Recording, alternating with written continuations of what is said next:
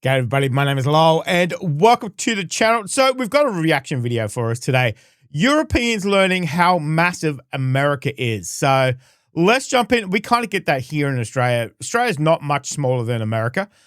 People just think they're going to visit somewhere else for the day and it takes them 4 days to get there. So let's jump in and let's have a look at this one. America is just so much bigger than you actually think. Until you travel there, you just can't put it into perspective. Americans will be telling you that they're driving to a city that's nearby.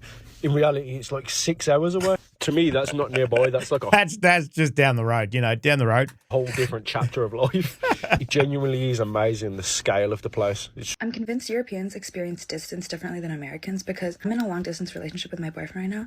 Every time I bring it up to someone who lives in Europe, they're like, oh, like I did long distance before. Like I only saw my boyfriend every 3 months. It was so hard. I was like, oh my God, 3 months. Like, how far do you guys live from each other? Thinking it was at least like a continent away. And they're always like, oh, like it was a 3-hour drive. Like I just couldn't even justify making that every month. And I was like, my boyfriend and I lived an 8-hour drive and we still saw each other like once a month when I was doing 3 hours?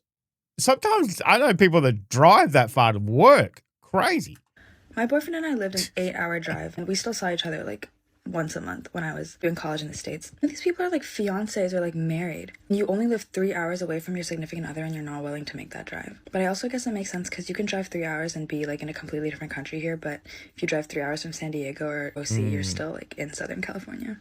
One of the biggest differences between Americans and Icelanders, or Europeans in general, is driving distances, the tolerance for them. Americans, they can have a 2-hour commute to work and that's just their commute. In Iceland, we complain if something's more than 25 minutes. Like we were in 25 minutes in traffic. That's like, oh my God, are you okay? And same with, when people are visiting family members and they live 3 or 4 hours away. Americans will do that as a day trip. Icelanders would always spend the night. Anything over 3 hours, you got to spend the night. What are you going to drive 6 hours in one day to go back and forth? No. It's like with dog years. Like for an American 1 hour, that's like 3 hours in Iceland. You know what I'm saying? Like your guys' tolerance is just on a different level. I keep seeing TikToks of people talking about how Europeans just do not understand how big the United States is. And as an American who used to live in Europe, this is 100% true. I think a lot of people understand in theory that countries like the United States or Australia, China or Russia are really big. But until you actually experience it yourself, it's hard to conceptualize just how big that is. And so I'm originally... Especially if you come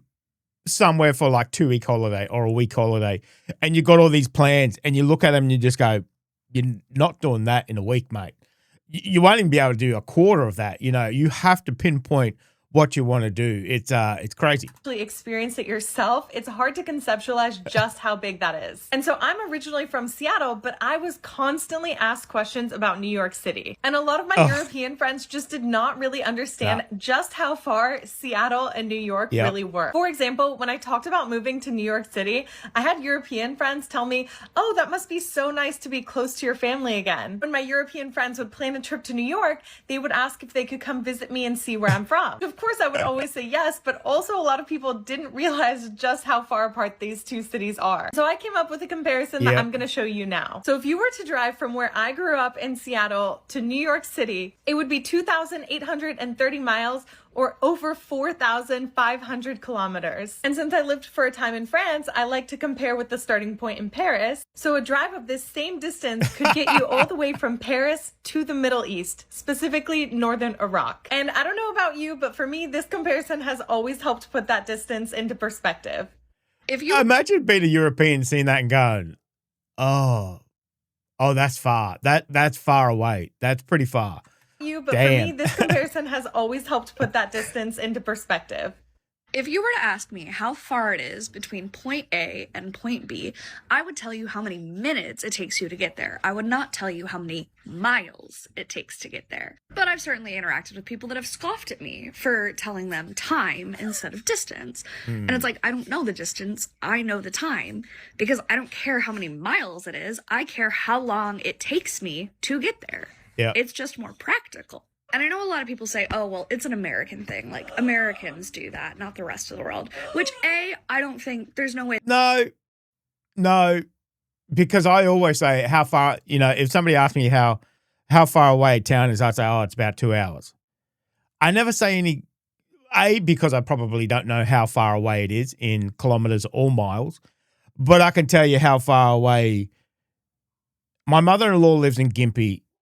I don't know how far away it is in kilometers, but I know it's a 2-hour trip. I can tell you that. So you can work it out in your head, 2 hours. Okay, that, if you want to know the miles or kilometers, look it up, but I know it's a 2-hour drive. I do exactly the same thing. Exactly the same thing. American thing. Like, Americans do that, not the rest of the world. Which, A, I don't think, there's no way that's accurate. And B, can somebody explain to me why they think saying miles is better? Because I can't comprehend that. I guess. I think because people can comprehend time better than distance, If somebody said, it's 270 miles, it's like, okay, how far away is that? I don't use miles in the first place, but if they say it's 500 kilometers, it's like, okay, well, how many hours is that?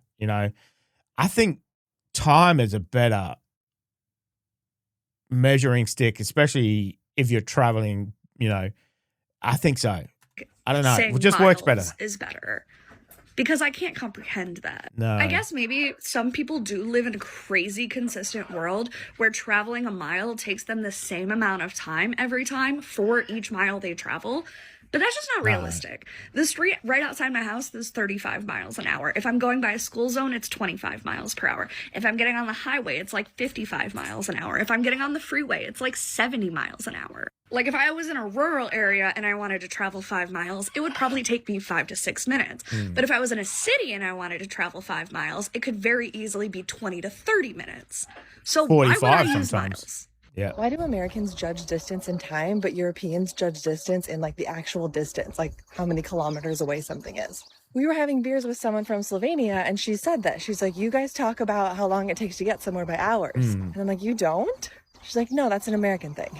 I never thought about it. No, to be honest, I don't even know how many miles something is. Like, if I had to drive to my office, I know how long it takes. It could be 20 miles. It could be 50 miles. Like, I have no idea. My assumption is this is the car culture versus like the public transportation culture. But what do you do when, like, if you have to walk to the train station and that takes 15 minutes, and then the train you need only comes every 30 minutes, so you might have to wait a little bit to jump on that, and then the train's an hour, and then maybe you have to walk another 15 minutes once you get off the train to where you're going. Are you still using the distance like it's, I don't know, kilometers, 50 kilometers? That timing could be anything, right? Yep. Or do you not care? Maybe people don't care that much. Now I want to know, is this only Americans? And then if you don't use this to talk about distance, how come? I've never really thought about it, but we definitely use time here. Well, I do, and I know my wife does, and our families do. I don't know. I've never really heard anybody say, "Oh yeah, it's 250 miles to there, or 250 kilometers." But I've heard people say, "Oh yeah, it'll take you about 4 hours, or 3 hours there and back, or Nobody ever exact kilometers. I've never really thought about it before. Okay. You really don't realize how big America actually is until you come here. Yeah. I've lived here for about 4 years now, so I'm used to it. But, oh my God. I live in Texas, right? I could drive 10 hours in a straight line and still be in Texas. Yeah. For reference, the longest drive I've ever done in England was when I drove from London to Liverpool for a cross-country meet. And my mum stopped 4 times to piss in a 4.5 hour drive. I remember when I first got here, bear in mind the longest drive I'd done was 4.5 hours. I was here maybe a month and I had to do a 10-hour drive to Alabama. And doing a drive for that long for the first time was fucking rough. But once you've been here, you get used to it, man. Like, I've drove 9 hours to Florida from Texas multiple times. But if you tell anyone in England you're driving 9 hours, miss them with that. Miss them. Correct me if I'm wrong, but I don't even know if you can drive 9 hours in England and still be in England. Like, I'm pretty sure you'd get to Scotland by that point anyway. No. I don't know how far, like... If you were coming right down from, maybe from Land's End, it would still, I think that would take you a few good hours. I I don't know, but it'd be pretty close. For sure. So England, like, I'm pretty sure you'd get to Scotland by that point anyway. I don't know how far 9 hours is a Southampton long is from time, Newcastle. I'd have to do my research, but yeah, that length of a drive in England, myth. As an American who has been living in France for almost the last 5 years, I still think it's quite funny what we consider to be a long distance for a French person or for an American person. Or the fact that they're continually amazed to figure out that the United States is actually that big. For example, when I say that I'm going back to the US and it takes 8.5 hours to first fly to the first city and then another 4.5 hours to get back home to Denver. And they're like, wow, 4.5 hours of flying in one country. But also being here in France. And when I mentioned like, oh, maybe I want to do a day trip to a place that it's like 45 minutes away. And they're like, oh, that's a bit long for a day trip, no? Or when I mentioned that we drove like an hour. 45 minutes. Oh my God, that's nothing. And they're like, oh, that's a bit long for a day trip, no? Or when I mentioned that we drove like an hour and 45 minutes from Metz to Strasbourg for the Christmas markets. And they're like, wow, that's a long way of driving just for one day. But for us, Americans, driving an hour and 45 minutes is pretty normal. Why don't Americans walk anywhere? Well, I don't think I need to explain why people don't walk here. Why don't they walk in our pre-car downtowns? Like, these neighborhoods were built decades before the car even was invented. So where is everyone? That's because the walkable neighborhoods that used to exist here were demolished for parking. And what few pre-car buildings are left are on streets designed to get cars through here as quickly as possible, with wide lanes and timed traffic lights to make sure that they never have to stop. And when nobody has to stop, the walkable businesses that were here end up shuttering. It's a vicious cycle. If we never build pedestrian-friendly buildings, why would anyone walk? And if nobody walks, why would we build pedestrian-friendly buildings? That's how American downtowns can end up with parking garage after parking. I mean, I must say the downtown that he's looking at is pretty small. If you're in, Chicago or Brisbane for a matter, you can walk around that city easy. It is a pretty walkable city. I'm sure Chicago and the bigger cities would be the same.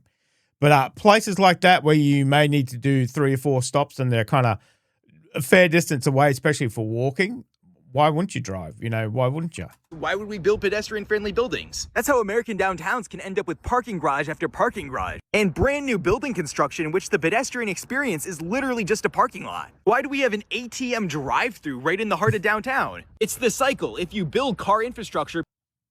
ATM drive-through? I've never heard of that before. Kind of makes sense. I guess you're pretty safe in your car. I guess. Yeah, I've never seen an ATM drive-through.